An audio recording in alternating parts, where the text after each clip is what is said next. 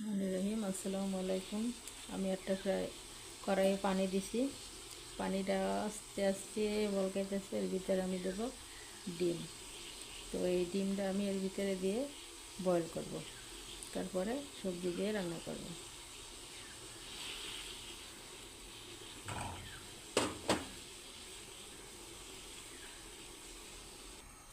এই যে আমার ডিম, আমি এভাবে করে দুটো ডিম ভাপিয়ে নিয়েছি, পানির ভিতরে বয়েল করছি জাস্ট। এখন রান্না করব।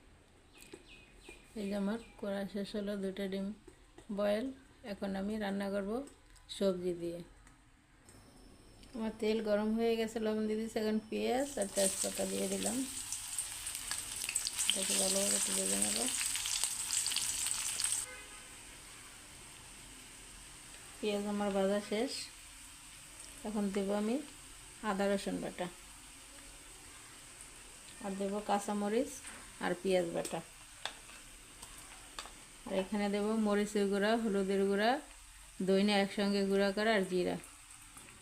আর এটাকে ভালোভাবে কষিয়ে নেব, সামান্য একটু পানি দিয়ে কষাবো। আমি যে ডিমটা বয়েল করছি সেই পানি দেবো, অল্প একটু দিয়ে দিয়ে মশলাটা কষাবো।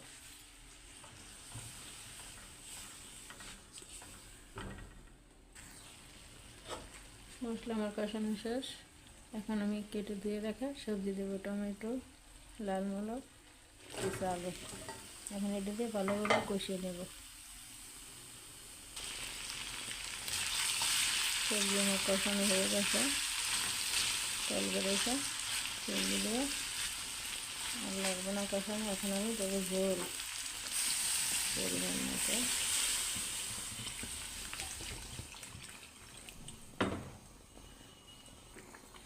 এখন সবজির ভিতরে আমি ডিম দুইটা দিয়ে দেবো।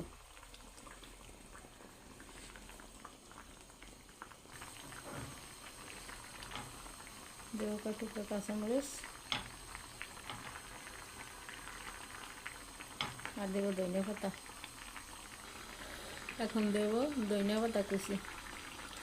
ধনিয়া পাতা দিয়ে ঢাকনা দিয়ে দেবো, তারপর নাড়াই ফেলবো।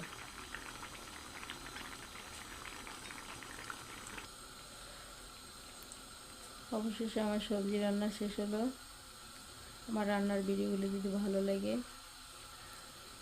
অবশ্যই একটা লাইক দিন, শেয়ার করেন। আর যারা আমার চ্যানেলটিকে সাবস্ক্রাইব করছেন তাদের জন্য অসংখ্য ধন্যবাদ, অসংখ্য অসংখ্য ধন্যবাদ। যারা করেননি তারা করে দিন।